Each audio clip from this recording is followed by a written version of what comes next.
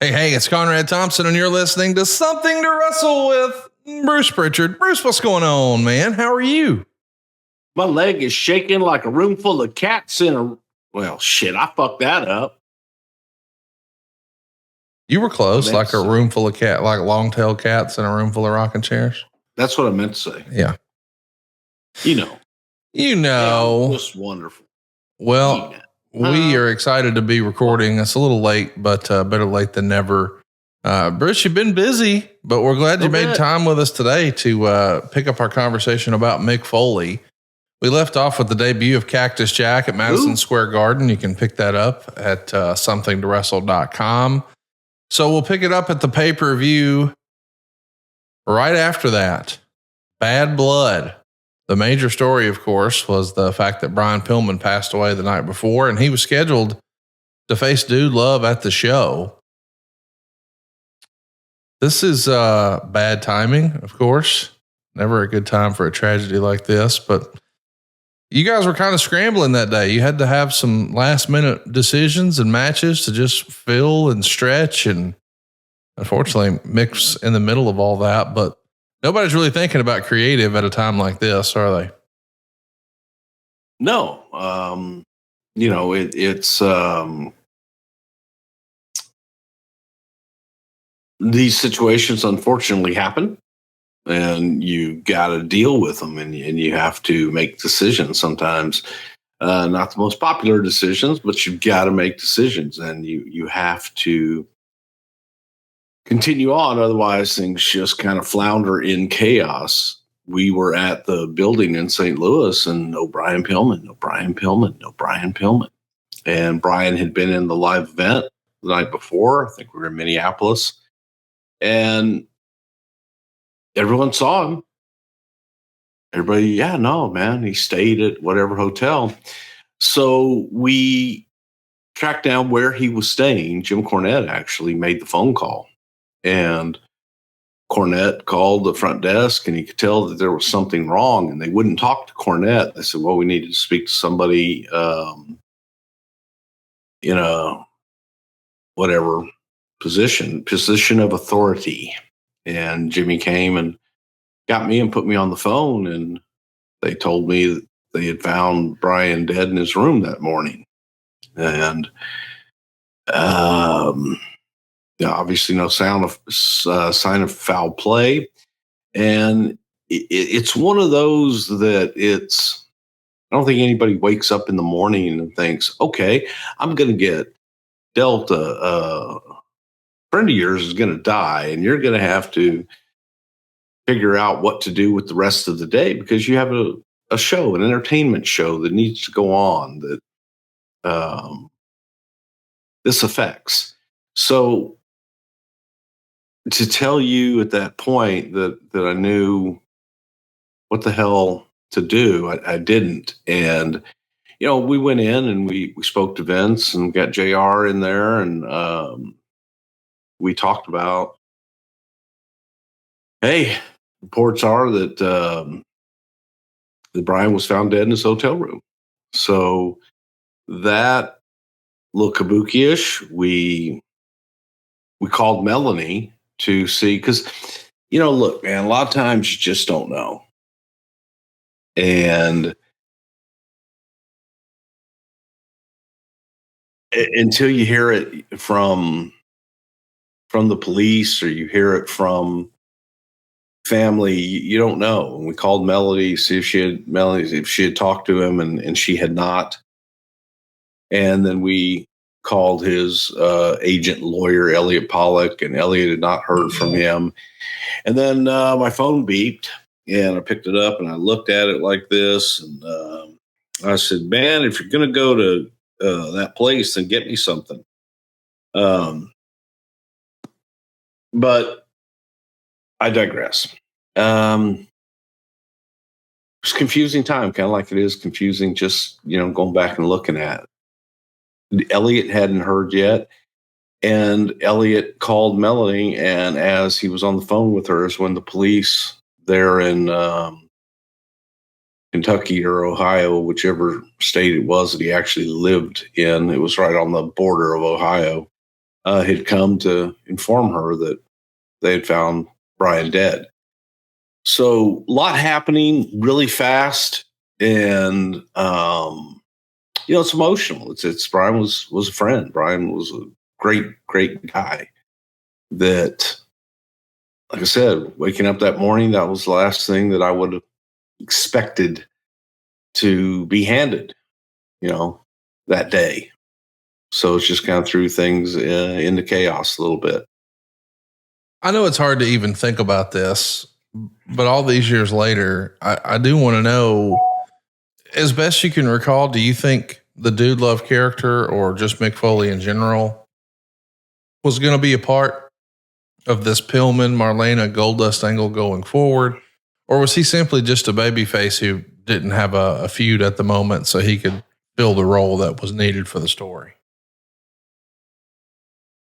I think sometimes it's not decided until you're into it. I got you. So you can make things happen and look at it and say, we could go with a story on down the line here. And sometimes you have that story. And sometimes you can just say, let's take a left turn here and see where that left turn takes us. We can always correct, make a U-turn and go back, get in the original direction. But I don't think that there was anything specifically planned at this point to take us where we wanted to go. Let's talk about some lighter notes, some more fun stuff. There was a San Jose house show that happened in this era with Dude Love wrestling Owen Hart in 11 minutes and 2 seconds. It's a falls count anywhere match. Austin is going to come in and use a stunner for the finish. But there's lots of fun cartoon violence here where Owen and Mick are having a good time. They're using pieces of carpet. They're even hitting each other with bags of popcorn and selling it. And Meltzer would say that it was a pretty bad match. But to hear Mick tell the story, Owen and Mick were just trying to make Stone Cold laugh, and it worked to the point where his stomach was shaking and tears were rolling down his eyes as they're hitting each other with popcorn, selling it, doing popcorn angels. Of course, Austin is accused of saying in Mick's book, as he's laughing, trying to cover his face, "You two are the shits." So clearly they're out there having a good time. Do you remember seeing a circumstance like this or hearing about circumstances like this? I love to hear the guys having a good time. No, all the time. I mean, look, it's an opportunity to have fun on the live events, and do things that you couldn't do on television. There's not necessarily the powers that be on television. Look, there's a lot of things you can do that you can't do on TV. That's just the plain and simple facts of it. So to go out and have fun, and let me ask you, man, have you ever been hit in the head with a bag of popcorn? Sometimes those kernels can fly off and the salt can get in your eye and it can cause a really bad infection. I'll have to take your word for it. I don't want to brave that kind of violence myself. What you ought to do, man, is you ought to go when we finish up today, and fans, do not do this at home. I'm cautioning you right now. This is our disclaimer. Do not do this at home. But Conrad, I want you to do this at home. I want you to go get a bag of Orville Redenbacher movie popcorn. And I want you to pop it in the microwave. And then I want Megan to just like slap you right across the face with it. Yeah. And then make ha-ha. Make ha-ha. Let's talk about right after Bad Blood. It's dangerous. It's fun. This is a very dangerous game in which we play. We're Oklahoma City. And I'm catching all the spit flying in there, all that spit. Because I've been drinking. I got to hydrate. We're in Oklahoma City on October 20th for a Monday Night Raw event. There's 8,300 people there. And we see Undertaker doing a promo saying he's never going to wrestle his brother Kane. Of course, Kane debuted at Bad Blood. And it's pretty much made clear here that Kane is here for Dude Love. He's going to destroy him. A couple of choke slams on the ramp. Kane's not even selling a chair to the head. So, of course, later in the show, Dude Love is going to do an interview as Mankind and challenge Kane to a match. Why was Mick Foley the perfect first opponent for Kane? No different than Mankind was the first opponent for The Undertaker as Mankind. It's the exact type of monster that Mick really plays well with, and that when you put them together, it's the perfect complement of styles. Made sense, so Mick targeted The Undertaker, got through, so Kane is going to destroy the guy that targeted his brother originally, just to get to his brother, doing anything that he can to get to his brother. And it meant destroying Mick Foley, Dude Love, Mankind, any of those sick freak people that he has living in his head. Listen to you. There's a lot of them, by God. There's a lot of them. We're not even going to get into the ones that haven't been made public yet. On November 3rd in Hershey, Pennsylvania, we actually see. You're scared of that. Yeah. You better run. We see Mankind bend a steel rod around Kane's face. He's going to sell it like he's shot, but then sit up like The Undertaker. Man, you kind of forget because the Kane character has been established for so long, but before Kane was mixing it up with The Undertaker, because we wanted to stretch that as much as we could to get to WrestleMania, we got to have him work with somebody. Mick Foley, he's putting in the heavy lifting here. Yeah, perfect. Absolutely perfect. It's funny, even with all of the different personas of Mick Foley, you could take Mick, you could take Mankind, you can take Cactus Jack, you can take Dude Love. They could work with anybody in any one of those characters. That's how good Mick Foley truly is. He was able to adapt, and he was able to adapt each of the characters, again, that lived in that head of his, which is a scary place to get into, and make that work for whoever he was in the ring with, and make those stories twisted to that character's psyche. It all seemed to work. It was masterful. I think Mick Foley, the human being, is probably one of the smartest people that I've had the opportunity to know. He's just a very bright guy. Let's talk a little bit about the first time we see Kane on a pay-per-view match. I mean, I know he debuted in October, but he's actually going to wrestle Mankind here at Survivor Series in 1997. They go 9 minutes and 29 seconds. Yes, this is that Survivor Series. It happened in Montreal. I don't know if anything else of any note happened on that show.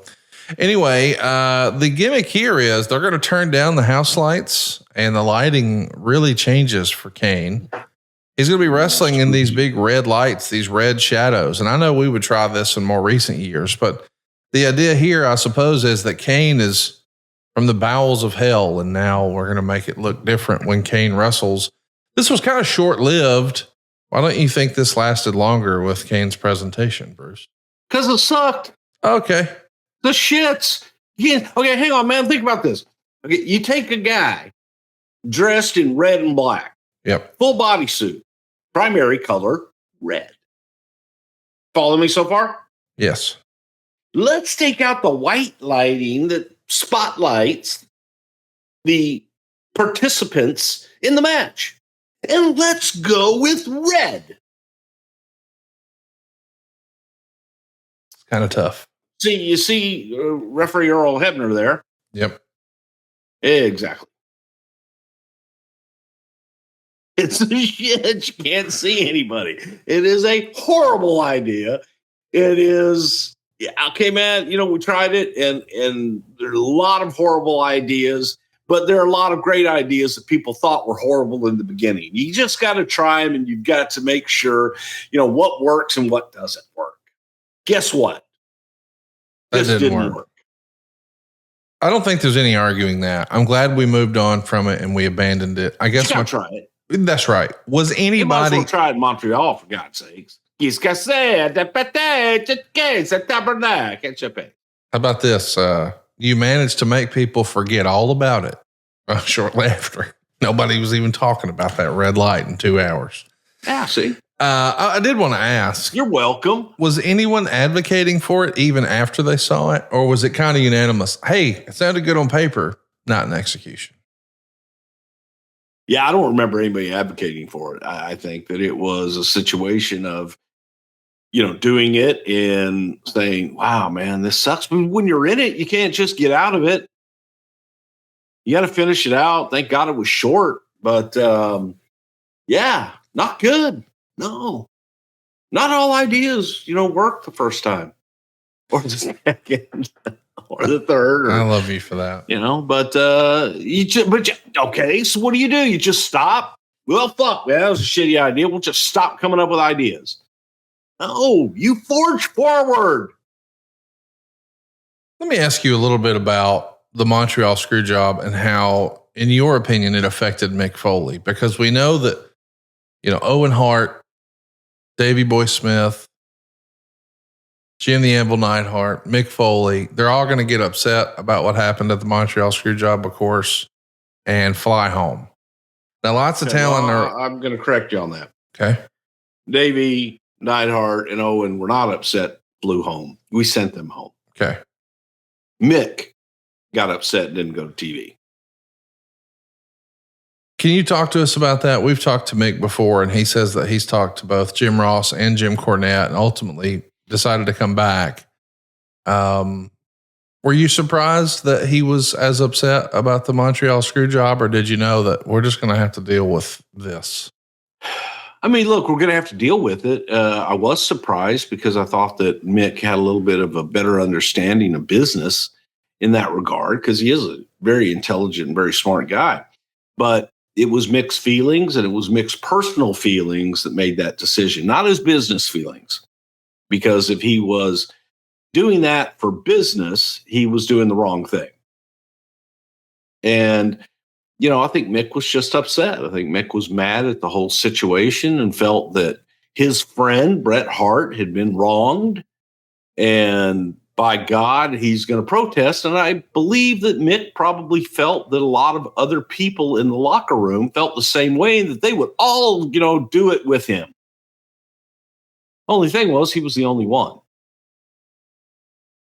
And I think that realization of, wow, man, I'm standing out here on an island all by myself, when I thought that surely everybody sees that we all must leave. No, nobody else saw that but Mick.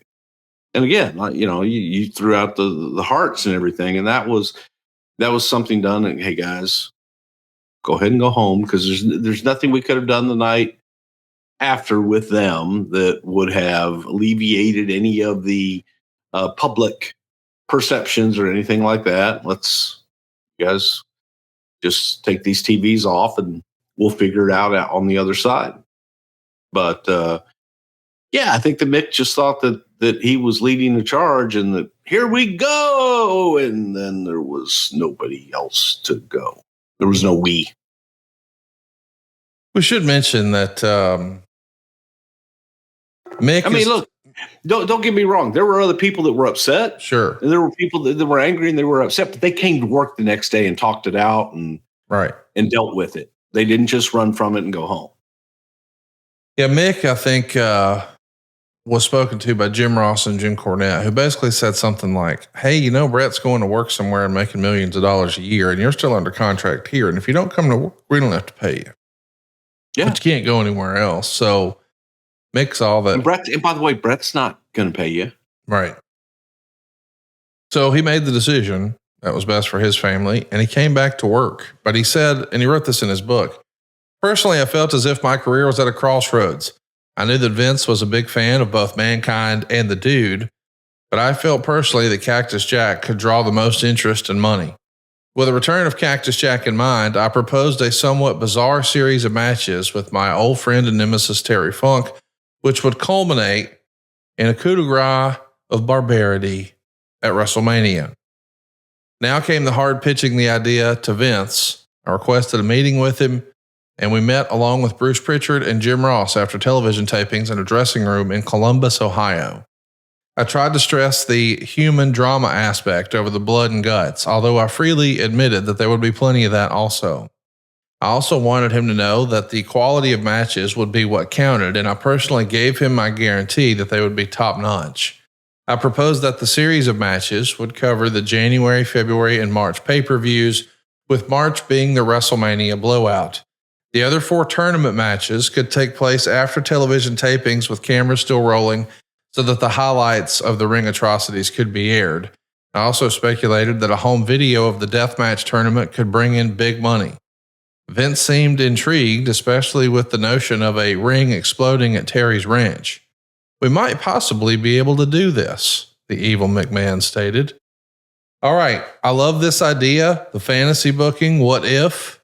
Maybe we were going to get a series of matches. Maybe there was going to be a exploding ring at the Double Cross Ranch. What can you tell us about these ideas and discussions? Well, look, it was a way to bring Terry Funk in to work a program with Mick. It was simply that. All right, Mick loved Terry Funk. Who doesn't love Terry Funk? The idea was, it was, I think, like all ideas that a lot of talent was selfishly laid out, which they should be. Okay, I'm not knocking that. Any idea that you come up with for yourself is usually going to be selfish, but this was selfish at the expense of others. And I don't know that the audience, the American audience, would have really understood and having seen these exploding matches. It just is like, man, they're terrible. There's nothing to do.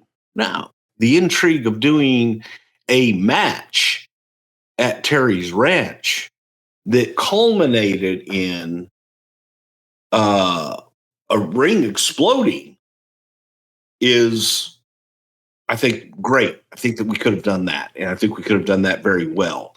I just didn't think that the I've stated this a million times on here. The exploding match concept sucks. The ring, it just sucks. They're boring. They're stupid. They're silly. They have no psychology to them, and they suck. To get to the idea that was intriguing again was Terry's Ranch and being able to have a match go all over the ranch, ending in the ring and having the ring eventually blow up. Interesting.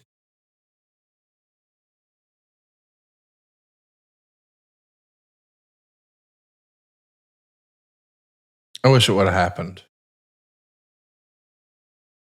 Again, it was, we had done, by this point, we had done the Roddy Piper. We had done the Hollywood backlot brawl.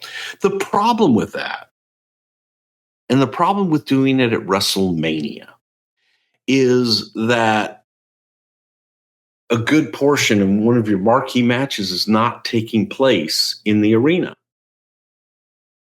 So with the backlot brawl that we did in Hollywood, we had the chase all the way, and the guys finally finished the match in the ring in Anaheim. But it's just not, I'm paying a lot of money to go to WrestleMania, and I've got to sit there and watch a screen. Right. Just not the best presentation, in my opinion. We've heard rumors that it was discussed again, the idea of an explosion match between Kane and X-Pac at WrestleMania 2000. Does that ring a bell? Do you think that was possibly discussed? I mean, it might have been, hey, we could do this. But by the time that, Onita had come in and met with us, and I think in Onita's head, he was coming in to meet about an exploding match. But the truth of the matter is once it was seen and everybody got to see, well, here it is, guys. This is what you want to do? People were like, wow, this sucks. This is a bad experience for the live event. It's a bad experience for television. I mean, if you live in Southern California or Northern California, wherever certain people live that love it, and, great. But I think the majority of fans don't get it and feel it's a letdown. It's not a big culmination of something. It's kind of a fart in church. Because you're saying, oh my God, it's going to blow up in the devastation. But the same two guys that are working the match all night long lay in the middle of the ring. The babyface usually lays over the heel and they protect them. And then they do pyro all around the ring, like they do pyro all night long, only this is all around the ring. And then they walk out. There's no visible damage. They've done the ropes on fire and things like that, where guys have got set on fire and it's dangerous. And I just think that those things are, I don't know. I don't like them. I just think they're silly. Don't make any sense. Do you know, Mick wrote in his book that he thinks the idea was changed because of Mike Tyson and his involvement at WrestleMania 14. Do you think those are in any way related? No. Okay. Absolutely not. The sheer fact of what WrestleMania was going to be with crowning Stone Cold Steve Austin as the next guy. The presentation of that show, you wanted as many eyeballs on you as you could get. Bring in Tyson to be the referee, that accomplishes that. That helps get to that goal. So you want to present your overall absolute best show that you can present. Taking it out of the arena and taking it to something that this may be or this may not be that great. That's a risk that we were not willing to take. Let's pick it up where we left off and talk about what Cactus is going to be doing. Since we're not going to be doing a series of death matches with Terry Funk as our opponent, well, Dude Love is going to wrestle the new heel version of Billy Gunn with his new heel tag team partner, Road Dogg. The New Age Outlaws are starting to get hot, and they're going to throw Foley off the stage on an episode of Raw. How does Terry and Cactus go from, hey, we're going to have them as opponents to, shit, let's make them a tag team? Well, I think that it is an opportunity to make two new young guys in Road Dogg and Billy Gunn and make them into a formidable tag team. You had Road Dogg and Billy individuals, and I would dare say that they weren't really taken off as individuals. And Billy had been a part of the Smoking Guns with Bart and then gone on to be Rockabilly, and Road Dogg, and I'm trying to forget what the hell Road Dogg had done. But now they're a tag team, and we wanted them to be a formidable tag team and knew they could hang. And there was a lot of people that felt very strongly that Road Dogg and Billy were going to make it. So you get them people that can help make them and really get them over. And that is Terry Funk and Cactus Jack. Hard to argue. It's written in the Observer here. Dude Love did an interview where he transformed into Mankind and then Cactus Jack. Real interesting in New York to see zero reaction for Dude Love, but a huge pop when he switched to Cactus Jack. And of course, this is the episode where there's a big box. And as they're fighting, a chainsaw starts sawing its way out of the box. The crowd is chanting for Terry, but we're not calling him Terry. The announcers are referring to him as Chainsaw Charlie. He's got a stocking on his head with some baby powder. And Terry actually wrote about this in his book. He says, I got ready for my big debut on Raw that Monday night in December, and the plan was for me to come out of a box. Bruce Pritchard, one of the backstage guys, was describing to me what they wanted me to do. I said, that's it? You just want me to come out of the box? Well, yeah, he said, just come out of the box. Do you want to come out as anything? Before my brain could fully process the question, my lips blurted out, Chainsaw Charlie. Get me a chainsaw so I can go out there. I can't explain it. It just popped in my head. They asked me what I wanted to wear and then got me some Levi jeans and a pair of suspenders. I already had a red shirt, so I kept that. And they got me women's pantyhose stockings and some baby powder to put on my head. All at my request. What an idiot. I guess I could have just gone out there without anything over my head, but I wouldn't have been Chainsaw Charlie with Terry Funk's head, would I? I had to be Chainsaw Charlie. What in the world is going on with Chainsaw Charlie? Do you remember this conversation about getting Terry? Yeah, it definitely did not happen that day. by any stretch of the imagination. Okay. Talk to us. How did this come to be? Yeah, I called Terry and I pitched Terry to do, this thing with Cactus. Asked Terry Funk. Okay. And Terry said, Pritchard, I've been in as Terry Funk and I've done this, but do you remember John Ayers? John Ayers was a football player. John Ayers was a very good friend of Terry Funk's. I believe he played for the Denver Broncos. They were very good friends, and John lost his life to cancer, and Terry wanted a way to remember John Ayers. And she said, when John and I were kids, and we would go to the barber, and the barber, he was a horrible barber, Bruce. By God, he would get in there, and it'd be like you take a goddamn chainsaw to your head. And your hair looked horrible. We cried. I don't want to go to Chainsaw Charlie because Chainsaw Charlie's going to screw my head up. Now, he tells me this story after. Now, this all comes after spending time with Terry in Japan on a bus with Leatherface, Corporal Kirshner, doing the Leatherface gimmick in Japan. And Terry told me then about, see that right there, Pritchard? God damn. Chainsaw Charlie brings that goddamn chainsaw to the ring. The way they've got a gimmick so there's no blade on it. You can't cut anything. You're not going to hurt anybody here. But goddamn, when you hit the thing and it's going and the sparks fly, it's amazing. Chainsaw Charlie. Now, fast forward, whatever it is, 6 months or so. Now he's telling me the Chainsaw Charlie and John Ayers story all over again. And he wants to be Chainsaw Charlie. Well, I don't want to put Terry in a goddamn leather mask. So I was like, okay, well, what would that look like, Terry? Goddamn, I don't know. Maybe we'll get some put some fucking pantyhose on my head. I don't know. He's Chainsaw Charlie. He's crazy. The pants he wore were mine. Never got them back. Okay. I think the suspenders may have been mine too. We might have gotten them, but the pants are mine. Those are my pants. I never got them back. Harry, wherever you are, I know you're up there. Man, can you have somebody find my pants? I think they might still fit. But gave him my pants, and he went out and we did the whole thing as Chainsaw Charlie because, Cornette had done the whole thing with Russo that, if you, goddamn, you come out of a box, you're over. So we have Terry come out of a box. It was a rib on a rib on a rib. But so Terry is in the box.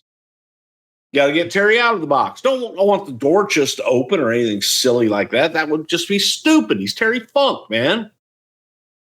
So you get a chainsaw, and he chainsaws, cuts a hole out of the box and comes out, through the hole that he himself cuts as Chainsaw Charlie. Now, we're going to keep that picture, flag that picture, because we're going to come back to that in a minute. So he has a real chainsaw that is in the thing with him. He uses the real chainsaw to cut through the box, to cut the hole in the box. Then he has a gimmick chainsaw that doesn't have blades on it that will cut. Okay, because it's like you got the chain on there and it goes around. It's got the blades and that's what cuts. So he cuts the hole, puts the one chainsaw back, grabs the second chainsaw and comes through the thing, right? Okay, folks. What year is this again, Conrad? What year are we in right now? What year are we talking about? This is the very beginning of 1998. 1998. Weren't no goddamn electric vehicles and all that kind of bullshit. All right. We used gasoline and oil, petroleum. It's in the ground. We got it. God damn it. We used gasoline and it was a gasoline powered chainsaw. Go back to that picture there, Dave Silva. You see that shit coming from if you guys are watching us on YouTube, which I highly suggest you do, subscribe and like, give us a 5-star rating, please. But if you can see the picture of a bunch of sparks coming out of the chainsaw. You know what else is coming out of the chainsaw when Terry holds it up high over his head? The very fuel that powers the chainsaw? That's right, gasoline. So you know what happens to gasoline when it sparks hit it? It's not good. It's not good. Shit catches on fire. It does. And as Terry is holding it over his head, it is soaking him. His head, his arms, his clothes, my pants with gasoline and kerosene. It was like a mixture, you know, you do to get in there and get it all right.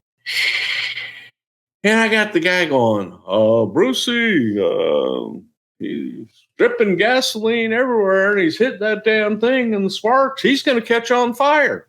What? Yeah, that's gasoline flying all over. And I said, what the fuck are we doing? Why are we giving him a fucking basic? You've given him a bomb. We have given Terry a bomb. And he's up on the goddamn corner of the ring post, making it spark, and it's getting all over him. And you can see like little things start to flame up. And thank God it wasn't enough to completely catch him on fire. But holy shit, he came back reeking like he had just mowed the back fucking 40. And Chainsaw Charlie was born. My God, Pritchard, there's goddamn holes. There's holes in the top of the goddamn gas tank. What the fuck? Well, you put holes in there so it can breathe.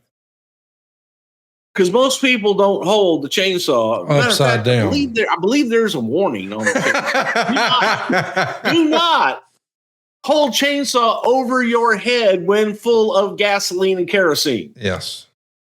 So, folks, this is another pro tip, man. God, we are teaching today.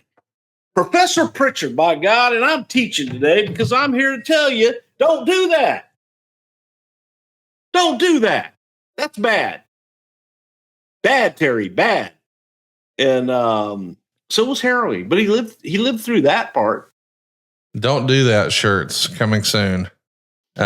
State College on the 12th of January here gets 8,628 fans in the building. It's a sellout.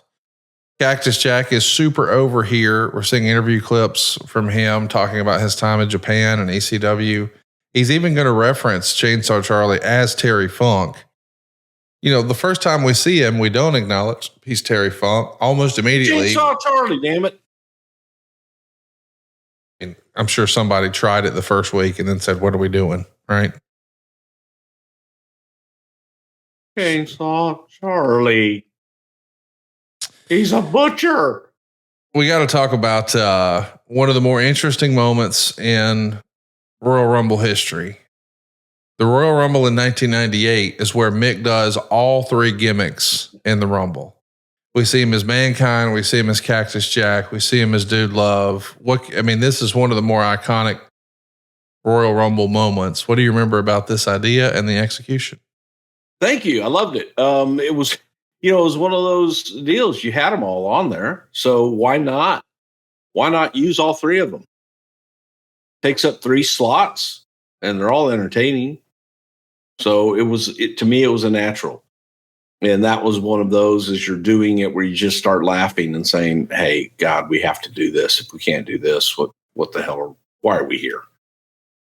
So, yeah, I thought that was excellent. Very entertaining. Mick was a perfect guy to pull it off. I think the only thing Mick was upset about was the fact that he had to wear different tights. He had the blue, the brown, and the black. You know, later on, I think Cactus, Mick, Mankind, and Dude Love all just wore sweatpants. The same pair of sweatpants, too. But in this case, he had the black for Cactus Jack, he had the brown for Mankind, he had the blue for Dude Love. Do you think there were any other performers who were upset that Mick got 3 spots and maybe cost 2 other guys their spot in the match or I don't care. Pay-per-view payoff? I don't care. Yeah. And Cactus, Mankind, and Mick all earned their spots individually, by God. There you go. January 19th, we're in Fresno, California. The Quebecers who've just signed new contracts are going to be coming back here to wrestle Cactus Jack and Chainsaw Charlie. We get some shenanigans because Cactus Jack is going to clean house with a barbed wire baseball bat. Was there any hesitation to introducing barbed wire bats into Monday Night Raw? Not the kind we use. No, ours were safe. Got it. Carl has just turned 30, and Jacques was 37. And people are talking about them in the write-ups here as if they're these over-the-hill performers at 30 and 37. Why do you think the conversation changes so often about what old is and what's past its expiration date in wrestling? Well, I think that it really depends on the amount of exposure talent has had. So while 37's young, but Jacques been wrestling since he was 16 or somewhere around there. Feels like he's been wrestling since he was 8, but there was a lot of him. He had a lot of exposure and had been around for a long time and in a highly viewed period. So there's a feeling, look, man, you can be 2 years and people think, holy shit, yeah, great example. Stone Cold. Steve had 2 good years. And then Steve's injuries and what have you, it got him out. Now, he was still on the program, but he wasn't able to work. People think, oh my God, he was there for 20 years. It wasn't. Rock. Same difference. So I think that the feeling of them coming from a different era in many regards, where we had the enhancement matches, and that's what you saw on TV and so on and so forth. They've been around a while. Not even Carl Ouellet, even. He was Jean-Pierre Lafitte, Ziparet. Did you know that he was blind in one eye? I've heard that he could perform miracles. Some bitch could catch a ball, Conrad. It's crazy. One eye. It's a miracle. Watch this. It's like I'm gonna. Okay, hang on. I can't do it. How could you? You don't have the one eye. I got one eye shut. It's pretty fucking hard. I tried to do that. So let's talk about something that jumped off the page to me. The NWA. Motherfucker, that's not easy. Not a miracle when you do it. February 7th. Miracle. Admit it's a miracle. February 7th, Stratford, New Jersey, the Sterling High School gym. Cactus Jack is going to wrestle Doug Gilbert. Mr. Fuji's on the card. This is not someone doing an impression of Mick Foley. You're actually allowing a third-party booking to happen here in February of 1998, like 6 weeks before Mike Tyson and WrestleMania are here. This just jumps off the page to me. Were you surprised you're still doing it in 98? Why was this even allowed? This was a favor. This was a favor for Mick. That's all. We had complete control over it, and I knew Doug. Trusted Doug. Don't trust Mick, but I trusted Doug. So, yeah, it was just a favor. Kind of a one-off. Wouldn't do that for everybody. The February... Mick's not going to do anything stupid. You hope. You hope. You hope. The February 2nd episode of Monday Night Raw from Indianapolis is a pretty notable one. There's lots of great wrestling that happens on it, but this is the one where we see Chainsaw Charlie and Cactus Jack, who've been battling each other. An incredible match here. But the New Age Outlaws come in, lock them into a dumpster, and push them off the stage in the dumpster. And we play it seriously. And it feels like this is going to be one of the more impactful moments we've seen on a Monday Night Raw. I mean, we're getting the hush tones from the announcers, and they're treating it very seriously. And we're seeing a crying Sonny. And then later, of course, we see them do a run up, a run in attached to IVs and silliness. I mean, you were right there with delivering a serious angle, but then came back pretty campy. Do you remember that being debated? What was campy about it?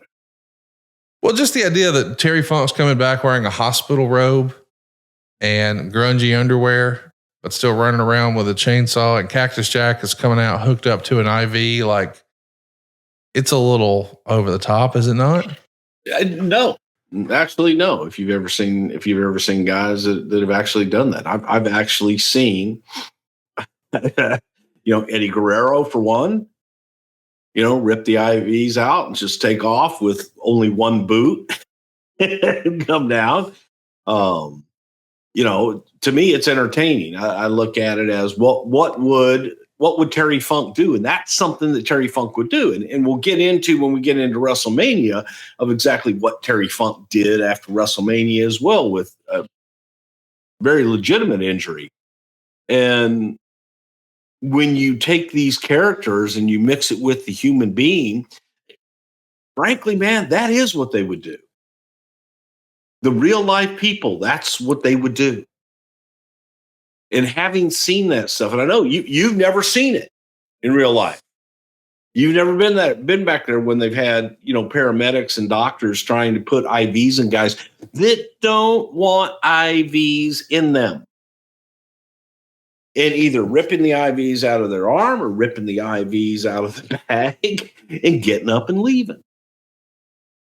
I've seen it. It's happened. I mean, that's, it's an alternate life. And a lot of people look at it as, I've never seen that, so it's never happened. I have. So to me, it's like, well, you know what, man? Terry, that pissed off. I could see Terry doing this. I have seen Terry do this. So it's a stretch. It's an exaggeration. It's embellishment. Yes, all the above, but it's also based in reality. So, Bruce, let's talk a little bit about where we're headed here. We've got No Way Out on the way to the big pay-per-view called WrestleMania. And so we've got this big February show. We know that, unfortunately, Austin can't stand across the ring from Shawn Michaels because Shawn is still hurt from the Royal Rumble match where he fell in the corner of the casket. So we've got this big multi-man tag team match. But now we need a replacement. I'm wondering, did you know at this moment when you're doing this dumpster angle, did you know you don't have Shawn for No Way Out? You're not going to get him until WrestleMania at best. Yeah, we didn't want to. Look, you're sitting there. You want to get the match in the ring. You need it for WrestleMania. So the best thing to do in that situation is put him on the shelf and rest him. Okay, let's get him to Mania. Don't risk furthering an injury if you by doing it in a pay-per-view the month before. Not necessary. Talk to me a little bit about, the timing. I mean, I guess what I was pointing out earlier and saying it was silly and campy is the idea that we played it so devastating and so straight when the accident happens, the dumpster push off the stage. But then, of course, later we're running to the ring with IVs and hospital gowns. So it plays like it's less serious. And I wondered, in an alternate universe, if you had Shawn at that February pay-per-view, he's not hurt. Do you think you would have stretched that and let it linger a little bit and have some more heat? And did that timeline get accelerated because you knew you didn't have Shawn? No, I don't think so. And I think we would have played it, the same way. And again, it's like you try to say it to people that have never actually been in the situation. And, when you watch it in hindsight and you're actually in it, I keep going back to the Eddie Guerrero one, which again, to me was as serious as you could get, but also kind of funny because Eddie, we had talked to him and brought him from a raging maniac down to like a small child. Okay, I'm sorry, man. Okay, I'll go to the hospital. I'll do it. Gets hooked up with IVs, sits up, rips one out of his arm, the other one out of the bag, and takes off. And he's only got one boot. And the people that chase after him is like Brother Love and Freebird Michael Hayes. And he is losing buckets of blood in the process. So as he's walking, it's like somebody has a hose and they're just got this huge trail of blood. And Eddie's taken off in one boot, one bag of whatever the hell it was, saline or whatever, and the other IV dangling. And, and we're walking by. It's a cartoon. It is. It's a cartoon. But it was real. It's real. And that's what, these characters, these humans would actually do.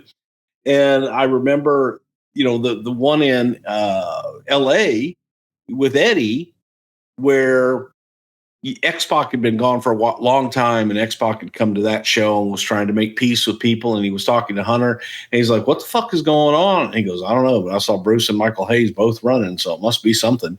And it was, in the world in which we live is different, but it's also very colorful and very flamboyant. So what you may find, okay, I'm glad you found it entertaining and silly.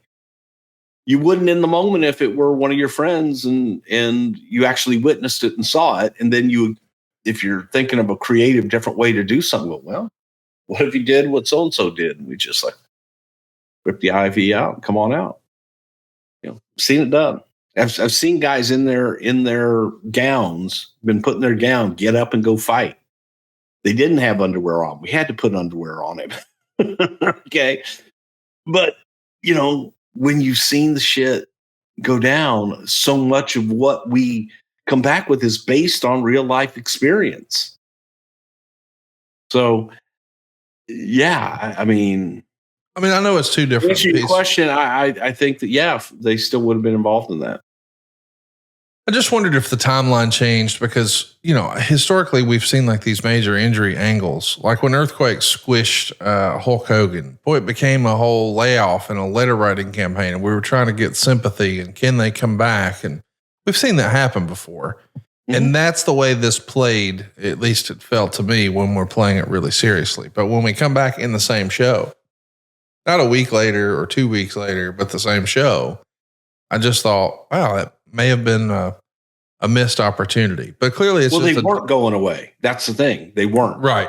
Well, and that's what I was asking is, do you think that had you known you had Shawn, would you have done something differently there? Like I get the need to make it a multi-man match and all this other stuff, but I'm just, with the benefit of hindsight, it doesn't feel like the plan was always Savio Vega. No disrespect. It was not. Okay. Originally. Yes. No, it was not. But at the same time, it was always a multi-man match from the standpoint of keeping Shawn safe and not having to do a whole lot. Well, that's what happens at No Way Out. It is a fun match. There's some hilarious moments in there with throwing the garbage cans and the fire extinguishers. And there's a lot of silliness. And they pulled out all the stops at No Way Out. It was hardcore. It was a multi-man. It was a mess, but it was fun. Fans really just wanted to see China get that stunner, and it gets the biggest pop of all, probably. When we get to WrestleMania, it is a big moment. Obviously, we know the Austin era is going to begin. Mike Tyson is here, but goodness gracious, what a match it's going to be for Terry Funk and Cactus Jack. They're going to win the tag titles from the New Age Outlaws. It's a dumpster match. Terry Funk is performing here as Terry Funk, not as Chainsaw Charlie. And from what we understand, boy, Terry Funk took a heck of a bump and a crazy bruise coming out of this one. What do you remember of their WrestleMania 14 confrontation? Absolute carnage. Terry and Cactus went out, and Brian and Billy were fighting for their lives. They were fighting for their lives in more ways than one. In the match, because you got Terry Funk who's coming at you as hard as he can. You got Mick coming at you as hard as he can. And they're trying to make a name for themselves. Billy and Road Dogg. It's like, man, they've got to step up, and they've got to be able to prove to everybody that they can hang and that they can be in this position. You got Mick and Terry who are out there, and they're just wanting to have the very best they can have. And for Mick to give Terry a moment, for Terry to give Mick a moment, that's the way everybody was kind of looking at this match. And in it, Terry got bruised his kidney or whatever the hell, but it was horrible. I mean, horrible. So much so that had he gone to the doctor at the arena, we probably would have ambulanced Terry from the building to the hospital. Instead, Terry came back to the hotel and what have you, and I was told of this injury, and I went to go see Terry, and Terry and Vicky were on their way down to the party. And he went into talent relations first, and I went in and I grabbed him, and Vicky has seen the worst of everything with Terry at this point. And she was upset because Terry was refusing to go to the hospital. And it's like, Bruce, he'll listen to you. He's not going to listen to you. He's not going to listen to me. But I went, and Terry and I sat, and Terry just was like, could I get a vodka grapefruit with a splash of cranberry, which is, what the hell? That's not a sea breeze. It's whatever the hell it is. And so I asked my wife hey, can you go get us a couple drinks? And Terry's drinking them. I said, Terry, could you please just, for me, not for Vicky, not for anybody else, for me, would you just go get checked out? Because I can tell you're hurting. You've told me you're hurting. You never tell me you're hurting. You told me you're hurting. Please go to the hospital. And he's like, oh, I'll be all right. I just need a drink. And he drank probably about 5 or 6 while we're sitting there. And finally, he agreed that if I could and I brought over our security team, and he agreed if we could get him out a back door into an ambulance where no one would see him, and he could get right into the emergency room in Boston, that he would go. So at that time, we had all these security guys, man, they had shit in their wrist. We're in the production meeting. No. We're in talent relations room on B concourse. Could we please get someone in here to get Terry Funk, get him on a stretcher? And Terry hears this, goes, I'm not getting on a stretcher here, Pritchard. I'll go to the ambulance and then you can put me in. Negative. We're going to have to get him down to the basement. Bring the ambulance right up here, and then we can put him in there. About 10 minutes. 10 minutes, we'll have him on the move. And I'm like going, what the fuck? They're talking in their wrists and all this shit. It was hilarious. But again, that would be, if we were to show that on TV, people go, come on, you guys are going too far here. But that was real. That's how it actually happened. And got Terry to go up, and on the way, he says, could I get about 3 or 4 drinks for the ambulance? Took one of those water pitchers, filled it up with his drinks. Said, here. Please just go to the fucking hospital, man. That's all I'm asking. Please just go to the hospital. And he went. He had his little pitcher, had a cup. Were they crying? And we went down, got him downstairs, brought the ambulance right back up. He stepped into the ambulance, and then he laid down. And they said, sir, what is this? Oh, it's just some juice. That's why you can't have that. You can't have anything more to eat or drink. And he tried to chug the whole thing. They took it away from him and strapped him in, and off he went. And the only reason he didn't come back to that party in his underwear and his gown was because they strapped him in this time. They learned their lesson. That's why, by God. So it was 3 or 4 silver bullets, probably. Oh yeah. No, it was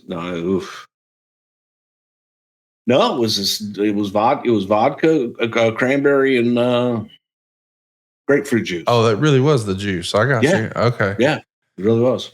I got you. All right, well, let's talk about what's happening the next night, because we know it should be a big celebration, right? Mick Foley is a tag team champion, but it's a sellout in Albany, 11,202 fans. And the New Age Outlaws are going to win the tag titles back from Terry Funk and Cactus Jack in a cage match. Funk is in incredible pain here. He's got a bruise the size of a doggone watermelon on his back. Earlier in the night, Sean Waltman came back from the WCW experiment, if you will. Got a crazy worked shoot promo, if you must, about Eric Bischoff and Hulk Hogan and WCW.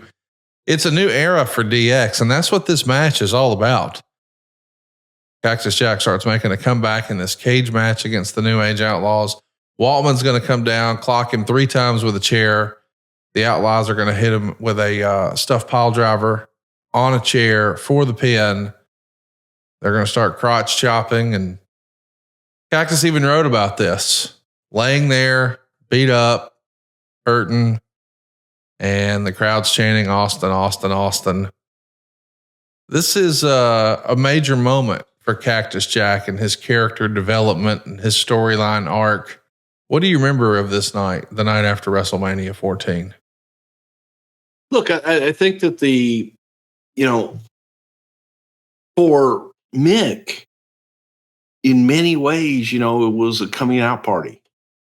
It was, Mick had done so many things, and it was like, all right, in our heads, this was the guy, that we've got for Austin, that we're going to, be Austin's first big challenger. So it was, it was, I thought, perfect. Everything about it.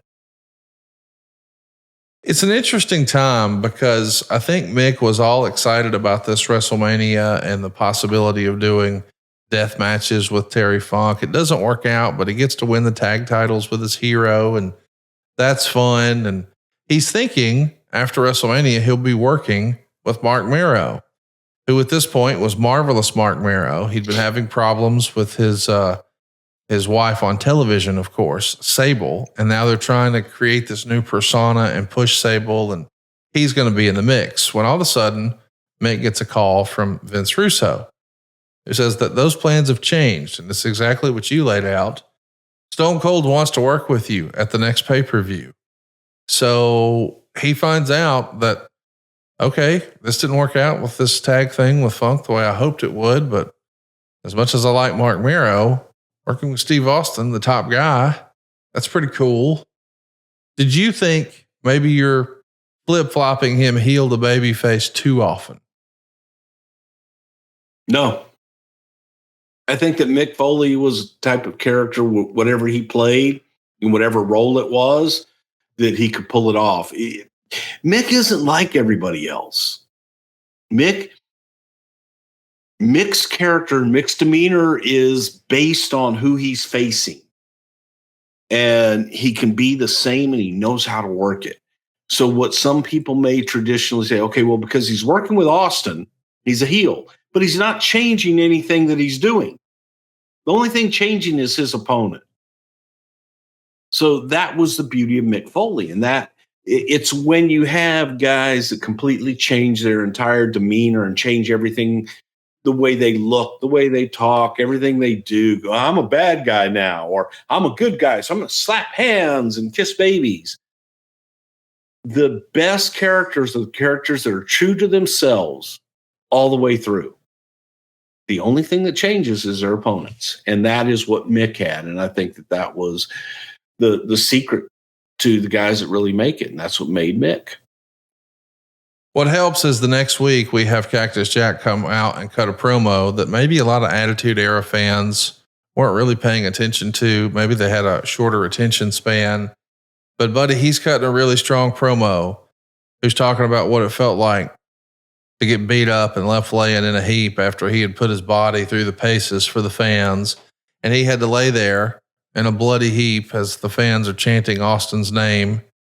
And he's being very specific about not being negative about Austin personally, but he's saying that, hey, you're not going to see Cactus Jack for a while. It's a pretty cool moment. It's a pretty cool interview. And we know that it's going to lead to a little bit of a turn with Dude Love. Let's talk a little bit about what's next on this journey that mankind is on.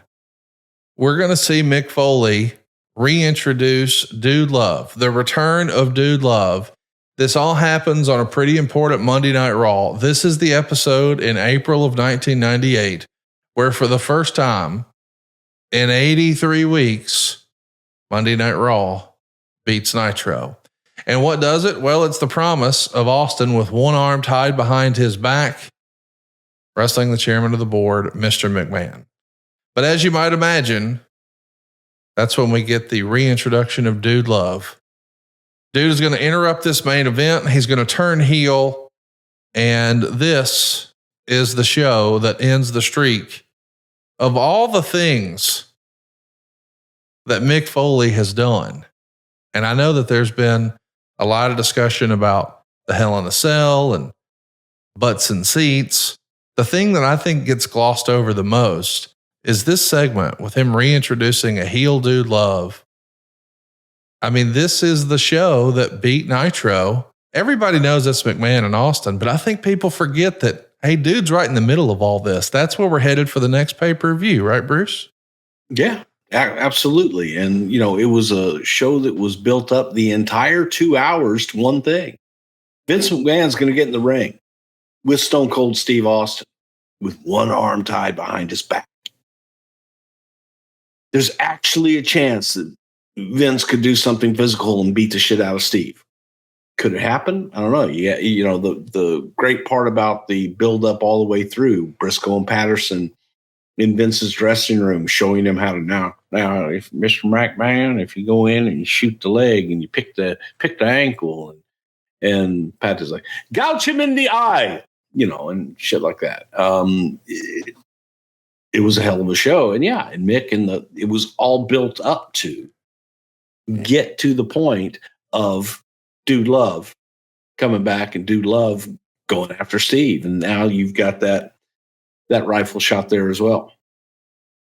We should talk a little bit about, what the character is going to become here. I mean, Dude Love is going to basically become a corporate puppet for Vince McMahon. He's going to do everything that Vince wants him to do, including a match with Steve Blackman, where Dude's going to put an abdominal stretch on Steve Blackman, and Vince is going to say, ring the bell. So, of course, we're leaning into Montreal. I mean, this is a heck of a way to make Dude Love hateable. This most lovable character, just pair him with Mr. McMahon. And here we go, Unforgiven Man. What a barn burner it is. It is a great first pay-per-view main event for this Austin era. He's the hottest star in the business. And boy, they pull out all the stops in 18 minutes and 52 seconds at Unforgiven. Meltzer would say it was an incredible performance of bump taking by Dude Love that carried this, and Austin's timing was good as well. They're all over the place. I really enjoyed this match. It got 4 stars in the Observer. I think if you were to take a look at this match, this is probably going to be on a short list of both of their favorites that they had of their career. But I think a lot of people look back at this Dude Love character and just think it was funny, haha. This is a pretty ass-kicking match here. Don't you agree? It was excellent. And this was showing the dimensions that Mick Foley had. And if you look at it, as I said before, Dude Love really didn't do anything else that he didn't do as Dude Love before. He just did it to a different opponent. And that opponent happened to be the most popular guy in the industry at the time, and that had been in years. So it made people hate him because Steve was just that hot and Steve was that popular. So again, the beauty of Mick Foley being able to adapt to every situation in those characters and keep the characters pure to themselves. Pardon me. Keep the characters pure to themselves. And that's what Mick did. That was the beauty of it. A lot of people didn't really notice it because he was facing their hero. He was facing their guy. So, man, I gotta hate him for that. But he didn't change that much. His association with Mr. McMahon changed. He was doing McMahon's bidding. He was facing the most popular guy in the company. So he had to be a heel. And that's, the rationale behind it. But it was absolutely fantastic showing. And I think the right kind of match for Steve's first defense on pay-per-view and really get him out there and get him going. It was an incredible match, and I hope you'll go out of your way to see it. We know that there's much more on the way. We've still got to talk about Over the Edge. We've still got to talk about King of the Ring. That, of course, is the Hell in a Cell show, and so much more in the coming weeks. We'll pick up our conversation where we left off about Mick Foley, because the idea of a heel dude love, he's a heel. It's just crazy. And this whole association with Vince, man, it's going to be an incredible story that's going to carry us through Survivor Series. I think 1998 has got to be the most important year of Mick Foley's career by far. Would you agree with that? I think that it was a place where he really solidified the fact that, Mick Foley, all of his characters, Mick was just such an unsung hero. And you get to 98 and now you're singing his praises, and deservedly so. It's just crazy to think that, here you are at the beginning of the year and he's doing stuff with Kane, and then come the Royal Rumble, he's in the thing 3 times, and he's the first opponent for Austin on pay-per-view, and he's going to have Dude Love turn heel, and he's going to have these blow-off matches with Terry Funk. And oh, by the way, the Hell in a Cell is still to come. Him winning the world title at the end of the year is still to come. 1998, we can't do it in one episode. We'll be back soon talking about more Mick Foley and his incredible journey, his incredible 1998. If you've got a question for us, it's easy to interact with the show. It's at Pritchard Show on Twitter and Instagram. It's Something to Wrestle over on Facebook. And your home for all things Bruce Pritchard is somethingtowrestle.com. That's our free YouTube. So hit the subscribe button, turn on the notifications bell so you know the next time we're live. By the way, if your business targets men 25 to 54 years old, never been a better place to advertise than right here with us. With our super targeted audience, there's very little waste at advertisewithbruce.com. Bruce, I love talking about Mick Foley, man. This was a lot of fun, and I can't lie. I'm looking forward to SmackDown this Friday. I feel like you guys have been on a tear, and man, SummerSlam's going to be here before you know it. It's a good time to be a wrestling fan these days. Yeah, I think so. Having a little fun. We're excited that busy you're times, fun. busy times, and busy times are good times. So listen, we're going to hope to be unbusy and be on time next week. We apologize for the delay, but as you heard, Bruce has been a busy boy, and it's paying benefits as a WWE fan. We'll see you soon next week right here on Something to Wrestle with Bruce Pritchard. Sometimes Jimmy Jam came along. Those were the best times. Now they're gone. Rock on. Hey, check out Michael Hayes' Freebird Road on YouTube. All right, let's get those views up because that's what we do. Rock on. So long, everybody.